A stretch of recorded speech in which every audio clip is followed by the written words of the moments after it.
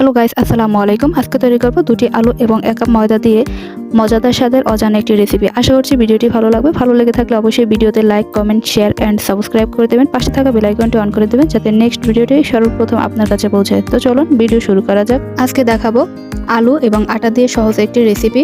তাই প্রথমে একটি মিক্সিং বলে 2 কাপ পরিমাণ আটা নিয়েছি। দিয়ে দিচ্ছি স্বাদমতো লবণ এবং 3 থেকে 4 স্পুন পরিমাণে সাদা সয়াবিন তেল। আটার সাথে তেলগুলো আমি খুব সুন্দরভাবে মেখে নিচ্ছি। যখন এগুলোকে একত্রিত করে সম্ভব হচ্ছে তখন এর মধ্যে অল্প অল্প করে পানি অ্যাড করে দিচ্ছি। অবশ্যই নরমাল তাপমাত্রার পানি দিতে হবে। অল্প অল্প করে পানি দেওয়ার কারণ হচ্ছে যাতে করে ডোটা খুব বেশি শক্ত না হয়, খুব বেশি নরমও না হয়ে যায়। তো দেখতে পাচ্ছেন এদিকে একটি ডো তৈরি করা হয়ে গিয়েছে। তাই এটিকে আমি একটি ঢাকনা দিয়ে ঢেকে রেখে দিচ্ছি প্রায় 10 মিনিটের জন্য। আর এদিকে অন্য একটি বল নিয়েছি, তাতে 2টি কাঁচা আলু কুচি করে দিয়েছি। লম্বা লম্বা করে মাঝারি সাইজের 2টি কুচি করা পেঁয়াজ দিয়ে দিচ্ছি। 4 থেকে 5টি কাঁচামরিচ দিয়ে দিচ্ছি। 1 চামচ পরিমাণে ধনিয়া পাতা, 1 চামচ পরিমাণে জিরা বাটা, 1 চামচ পরিমাণে চাট মশলার গুঁড়ো দিয়ে দিচ্ছি। এখন এই সকল উপকরণ দিয়ে আলুটাকে খুব ভালোভাবে মিশিয়ে নিচ্ছি। আগে লবণ অ্যাড করা যাবে না, তাহলে আলু থেকে পানি ছেড়ে দিতে পারে। তাই এই সকল উপকরণ দিয়ে খুব সুন্দরভাবে হাত দিয়ে মেখে নিচ্ছি। তো মেখে নেওয়া হয়ে গিয়েছে, তাই এখানে আমি স্বাদমতো লবণ অ্যাড করে দিচ্ছি এবং আলতো করে মেখে নিচ্ছি। এটিকে খুব বেশি মেখে নেওয়া যাবে না, আলতো আলতো করে মেখে নিলে ভালো হবে। চলে আসছি এদিকে ঢাকনা দিয়ে ঢেকে রাখা 10 মিনিটের জন্য ডোর কাছে। তো ডোটাকে আমি আবারও একটু মুথে নিচ্ছি। এই ডোটাকে খুব বেশি মুথে নেওয়ার প্রয়োজন হবে না। আর একটি বোর্ড নিয়েছি, বোর্ডের উপরে লম্বালম্বি করে একটি রোল তৈরি করে নিচ্ছি। রোলটাকে আমি ছোট ছোট করে লিচি কেটে নিব। তার জন্য একটি ছুরি নিয়েছি আর এই রোলটাতে দিয়ে আমি 4টি লিচি কেটে নিচ্ছি। তো লিচি কেটে নেওয়া হয়ে গিয়েছে। এখন একটি লিচি রেখে সবগুলো লিচি আমি আবার বলে উঠিয়ে নিয়েছি। আর এখানে একটি লিচি নিয়ে আমি গোল শেপ করে নিচ্ছি রুটি তৈরি করার জন্য। এখন এটিকে আমি চ্যাপটা করে নিচ্ছি। দেন বোর্ডের চারপাশে আমি ময়দা ছিটিয়ে দিচ্ছি এটি বেলে নেওয়ার জন্য। তো দেখতে পাচ্ছেন আমি রুটিটাকে কিভাবে বেলে নিচ্ছি। এই রেসিপিটি তৈরি করতে একটু ঝামেলা মনে হলেও এটি খেতে কিন্তু অসাধারণ লাগে। চাইলে এটি বাচ্চাদের টিফিনেও দিয়ে দিতে পারেন। এই রেসিপিটি সম্পূর্ণ একটি ইউনিক রেসিপি। তো কথা বলতে বলতে এদিকে রুটি তৈরি করা হয়ে গিয়েছে। আমি একটু দেখিয়ে দিচ্ছি কতটা পাতলা করেছি। দেখতে পাচ্ছেন একদমও খুব বেশি পাতলা না, আর একদমও পুরো রাখিনি। দেন এর উপর থেকে আমি টমেটো সস দিয়ে দিচ্ছি। আর টমেটো সস দিয়ে একটি স্পুনের সাহায্যে চারপাশে আমি গোল করে দিয়ে দিচ্ছি। আর আগে থেকে তৈরি করা আলুর পুর এর মধ্যে দিয়ে দিচ্ছি। আমি একটু বেশি পরিমাণে দিয়ে দিচ্ছি। এখানে চাইলে অল্প অল্প করেও পুর দিয়ে দিতে পারবেন। দেন চারপাশে দেওয়া হয়ে গিয়েছে। এখন উপর থেকে একটি রুটি দিয়ে দিচ্ছি। চারপাশ থেকে আমি চাপ দিয়ে লাগিয়ে নিচ্ছি যাতে করে ছুটে না যায়।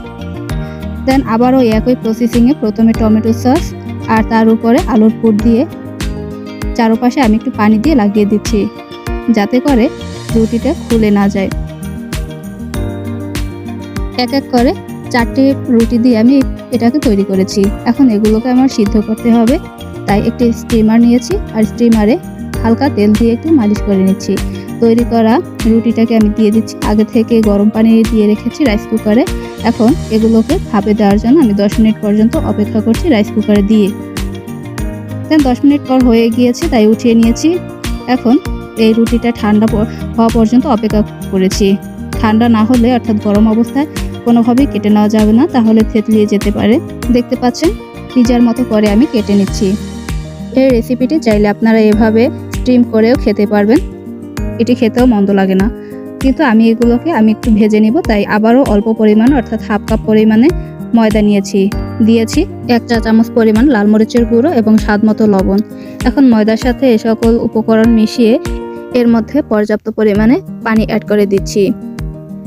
বেটার তৈরি করার জন্য আমি পানির পরিমাণটা বলে দিচ্ছি না, কারণ এখানে আপনি এই ময়দার বেটার তৈরি করতে হলে এটাকে খুব বেশি পাতলাও করা যাবে না, খুব বেশি ঘন রাখা যাবে না।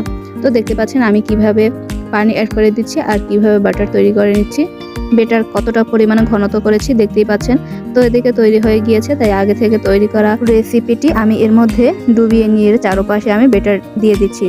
আর আগে থেকে চুলায় তেল গরম করতে রেখেছি। তেল গরম হয়ে গিয়েছে, তাই এর মধ্যে আমি এই রেসিপিটি দিয়ে দিচ্ছি। মিডিয়াম হিটে আমি অজানা রেসিপিটি কিছুক্ষণ পর্যন্ত ভেজে নিচ্ছি।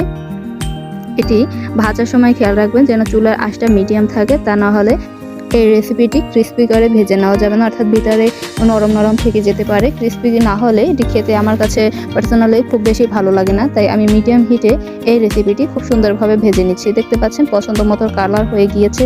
আপনারা চাইলে এর থেকে বেশি বা কমও ভেজে নিতে পারেন, এটা যার যা পছন্দ মতো। এক এক করে আমি সবগুলো ভেজে নিয়েছি। দেখতে পাচ্ছেন কতটা ক্রিস্পি হয়েছে, আমি একটি স্পুনের সাহায্যে দেখিয়ে দিচ্ছি কতটা শক্ত হয়ে ক্রিস্পি। খেতেও কিন্তু অসাধারণ, যদিও একটু সময় বেশি লাগে, তবে ভালো কিছু খেতে চাইলে একটু অপেক্ষা করতে পারবেন না বলেন?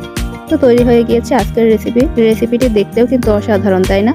তো আজকে আমার ভিডিওটি এ পর্যন্তই। ভালো থাকবেন, সুস্থ থাকবেন এবং পরবর্তী ভিডিও দেখার জন্য অবশ্যই ভিডিওতে like, comment, share and subscribe করে দিবেন। পাশে থাকা বেল আইকনটি অন করে দিবেন যাতে নেক্সট ভিডিওটি সর্বপ্রথম আপনার কাছে পৌঁছায়। আল্লাহ হাফেজ।